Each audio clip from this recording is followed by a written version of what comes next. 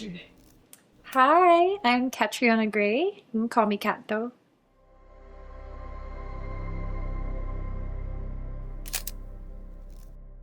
When I was a kid, if you would have asked me what I want to be when I grow up, I wanted to be a criminologist. Super random, I know, but I was such a big and still am a fan of crime scene investigation, the series, and I just have always found it fascinating, like how people's minds work and how their environments and childhoods shape who they become. I'm a fan of true crime, so ayun, criminologist as a CSI, crime scene investigator. In childhood, a dream that I had to let go of, siguro, was that it probably wasn't even my dream. It was probably the dream of my parents because I grew up with them really encouraging me to do medicine.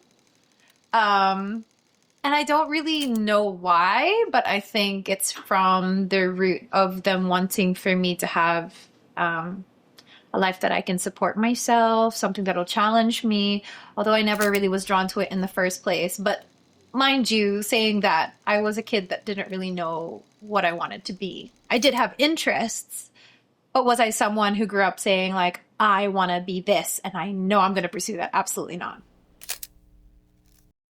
Growing up, I think I really wanted to have some sort of plan that I was able to follow, like have an idea of what degree I wanted to do and then what job that would look like afterwards. Kind of just like a perfect little life plan. But I think, like many of us, I came to realize that life really never goes as planned. And I think that's kind of the point. I've been so blessed to have so many opportunities present themselves to me. And some of them I fumbled, some of them I failed at, some of them I wasn't brave enough to take, and others I was brave enough to take. Looking back now, if I would have talked to myself 10 years ago, I wouldn't believe where I am today. And I love the job that I have now, the way that I'm able to connect with people, the groups that I'm able to work with, the organizations I'm able to help. Like, it is the most fulfilling job, honestly. And I love that I just kind of happened on it. Not to say that I didn't prepare for it and I didn't work hard for it, but did I plan it? No. And I really enjoyed the journey the whole way, even the messy parts and even the scary parts. I really enjoyed the journey looking back on it. I'm very proud of what Catriona, myself, my younger self, my present self has been able to do. I think there was a huge shift after Miss Universe. Not only did my life change because of that opportunity, like it really changed my life overnight, but also I was flung into the public eye in a way that I had never experienced before. And I would say other public figures maybe have a more gradual ascent into the public eye, whereas mine just really happened when Philippines was called. So that was a lot to come to terms with at such a young age. And also 3 months after I let go of my title and passing it on to my predecessor, the person who came after me, the pandemic happened. So there was a lot of shifts there, even in terms of my sense of value. I think before the pandemic, I was a really ambitious person. I was really ambitious when I went into Miss Universe because I wanted to do so much. And then pandemic kind of made me question that because I started to look around, like, what do I value the most? I value family. I value how I'm able to connect with people. And so that ambition started to take into a different shape, which I think I'm living out now as well. And the more that I'm able to learn about myself and be true to who I am, it's such a funny thing to say, but like I feel like the more healed and understanding I became of myself, the less ambitious I became in the worldly sense. So it's just been it's been a lot of adjustment. It's been a lot of having to give myself grace. It's been a lot of learning curves. And I think that's probably never going to change because I believe, no matter what you're able to achieve, they could be the thing on your vision board, your goals. There's always going to be a question of what's next. And if you continue to chase, you're never actually going to enjoy the fruits of your labor. And so that's been something that I really tried to be present with in the present moment, to enjoy what I have, my family, my friends, my loved ones, things that I enjoy and really bring me joy, not because people are expecting them of me or because it's the next thing on the ladder. So yeah. I think my passions are connecting and creating. I really consider myself a creative person. It just so happens that the medium that I am able to express that in is either in creating art, whether it be fine art or different campaigns for different brands, or even just creative pursuits in terms of like visual storytelling, videos, that brings me a lot of joy. And then connecting. So obviously, madaldal ako. So as a communicator, that's a way that I can connect with an audience. And I've always believed in the connecting power of music, which is why I'm drawn to it. It is a little bit sporadic. I would say, like, I do a few different events and things. But again, like, I always just like to align myself with brands, organizations, and things that I really resonate with, because I feel like it's true to who I am, and I understand the platform that I have, and I've always wanted to lend that platform to other people, organizations, and events that I believe with and I feel resonate with my values. So yeah, connecting, creating, I would say, are my biggest passions. Of all the things that I'm able to kind of dabble in now, if I were to talk to my 8-year-old self, 8-year-old Catriona, probably the thing that she would enjoy the most is probably the travel and experiences with loved ones and friends. Because I think at that age, I just had a sense of wonder about the world around me.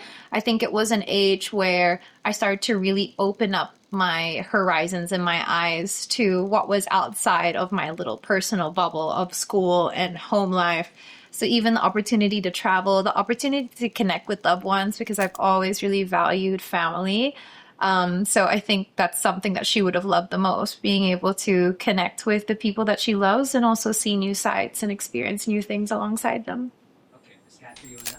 Part two of the interrogation. Yes. Little everyday things that make me proud to be a Filipino would have to be, I guess, the places that I've been and the people that I've met. As a creative, it's really heavily inspired me. I wasn't necessarily exposed in a great degree as a child. So it was more of a journey of exploration and discovery for me, which I really am so grateful for, because I think that's why I became such an avid advocate of, for example, our textile industry in the Philippines, because I didn't grow up with it, seeing it as a common day thing. I saw it as something beautiful and something that I'd never seen before, and something that I believe is uniquely ours. And so if you look at my home, actually, I have so many different pieces from all of my travel around the Philippines. I love weaving them into my decor because I think it reflects me, someone who discovered not only her heritage, but also what she's grown to love about the country she calls home. I don't think that I would have garnered this type of platform that is seen internationally if I had not carried my Filipino qualities and what it means to be a Filipina in myself. Because I think that's the reason that I was recognized the way that I was, is because of, one, who I am, and two, what I represented and continue to represent, which is heavily influenced and heavily is for the Filipino people. It's in my own avenue, of course, like it's in the realm of pageantry, beauty, and fashion, but it's a way that I love to continue to share. And I think that if we all were to take it upon ourselves in our own respective industries or circles to share a little bit of what makes Philippines unique, or what we're proud about being Filipino for, I think it's a wonderful way to advocate and also share what is wonderful about our culture and our country. It's a small way that we can be patriotic that also hopefully invites people to lean in and learn more. How I want people to feel when they meet a Filipina like me is to be impacted in a positive way. I hope that they feel our warmth, which is something that I feel like I embody, but I know that Filipino people embody almost effortlessly. There's a different charm and warmth to the people. And it's something that I think we're world known for. And it's something that I'm very proud of. They say that it doesn't matter what you did or what you achieved, but it matters how people made you feel, or how you made people feel.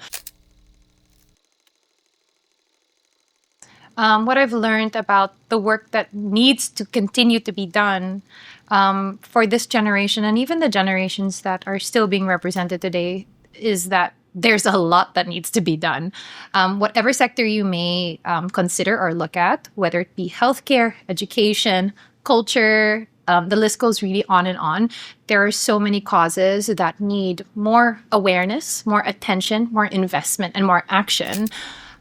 So obviously I have a lot of background in education, healthcare, and access to quality opportunities, which again encapsulates education and healthcare, because I'm someone who had their life changed by education. And it is my belief that everyone should be given equal opportunity. And what that looks like to me is a quality education and a quality of life.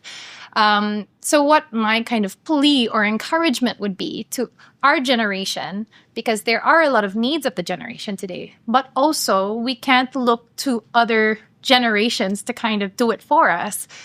We have a unique opportunity to step up, because only we can speak about our own experiences and really shed light on the things that are really required and needed. But that requires us to step outside of our little circles and see the bigger picture, to see what's afflicting not only people in our barangays or neighborhoods, but also what afflicts people in different provinces or in different places around the country. It can be overwhelming, because then that poses the question, like, what can one small person do that would possibly make a difference? And there is a certain, I guess, question mark of what's next? What if I don't have resources? What if I don't have platform? But I think that's where our value, a Filipino value of community, can come to the forefront, because I feel like when we band together, we can pull together resources, knowledge, encouragement, because it's all very good and well to be like, yes, I care about what's happening here. Say it's healthcare. But really where the change happens is where we get up and we do something about it, not just talk about it, but do something about it. So that would be my encouragement to the generation today. I feel like we're in good hands, though. The Philippines is in good hands with the younger generations becoming more aware. I just hope that we step over the threshold of, oh, I care about this, to I'm going to do something about this. With the upcoming holiday season, my wish list for the Philippines is, I hope that we remember what the season is really about. Of course, there's a lot of joy in coming together with our family and friends and exchanging gifts and taking well-deserved rests from our work and jobs.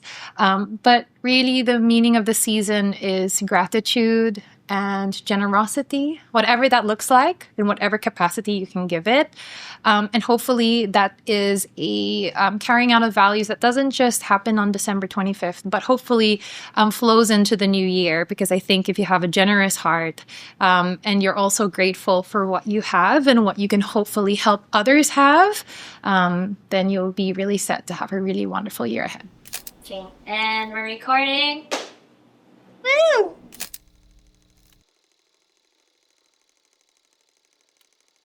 Yeah, I think looking back on my journey, Miss Universe is definitely one of the most visible high points.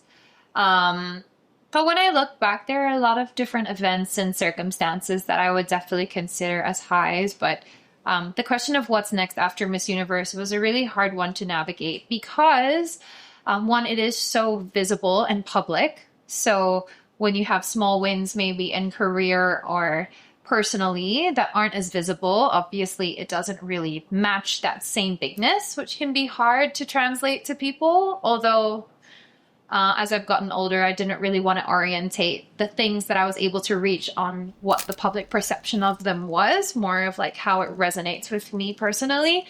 But in terms of kind of living up to pressure, I think is a very real experience. And especially given the social climate that we have at the moment with social media. Like, we love to showcase our highlight reels of our lives, and that's usually what takes place on social media. But I think for me, I've always just had to remind myself that not every win will look as big as a Miss Universe crown. And that's okay. Because when I look back on my journey, I hope that I could have the perspective of like, I was able to make the most out of the opportunities that I had, and was still able to stay true to myself. And I did not just chase after things because other people wanted me to or thought that I should, but rather that it resonated with what I wanted for myself. I think maybe something that people don't expect that I want to do is like, I really look forward to the day when I, God willing, become a mom. it's been something that having my own family has been such a dream of mine. And obviously, it's not something I can technically plan for, but the relationship with my parents is something so integral and really built me up to be the person that I am. So I think everything that you see in me today is owed in great part to my parents and who they are and how they impacted me. And I just think I just know that I'm so excited for that opportunity to bring a soul into the world that I can then impact and to see how they're going to traverse their own path and how they're going to impact the people around them as well. Oh, the biggest why for me moving forward in my next chapter, I think it's really to cheer on like my younger self. As you can tell, that I'm really quite aware of a person. I think about things very deeply to the point that I would take on an air of seriousness about things. Like I love to have a plan. I love to be prepared. I love to see what's happening. What am I heading to?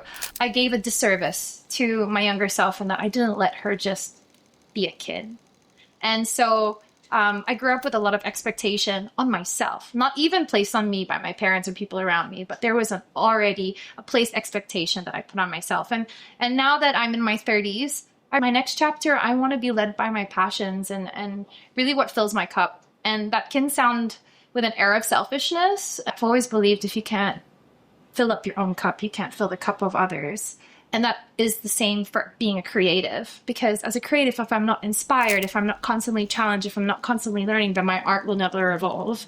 And so that's just kind of how I'm navigating my next chapter.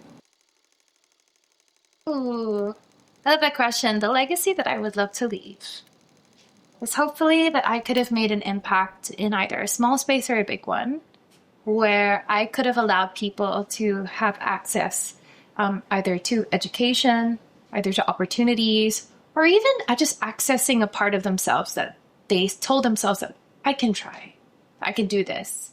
Because I think that's what real empowerment is. It's a word that we love to throw around, especially in the spaces that I reside in pageantry and such. But empowerment to me means that you steward your talents, your voice, your platform, whatever it is that you have under your belt, to allow people to have access to things that they otherwise maybe would not have access to, or you advocate for them to have access to things so that they have a choice in going after what they want to do, because everyone should be afforded a choice.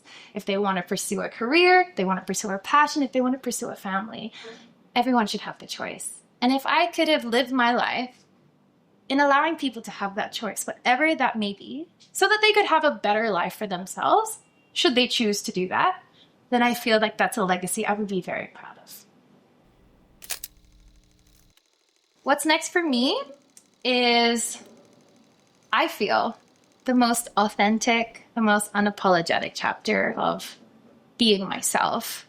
I think I've always tried to be true to myself, but just like every woman, I'm constantly evolving because I'm constantly learning. And I've come to realize that true strength comes in vulnerability, comes in honesty. I want to be true to myself in that, again, for that little girl inside of me, I want to honor her, I want to treasure her, and I want to be present. And I just want to be able to share my journey, the highs and the lows, because I feel like those are the stories that have really shaped me, and hopefully my story can do that for others moving forward. I'm Catriona Gray, and I am a Hiraya Pilipina.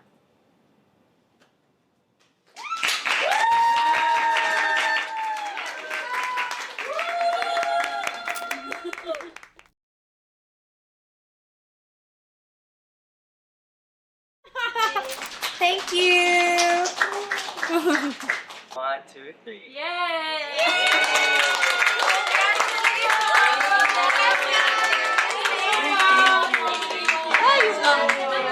Yes, of course. Eh, yan na.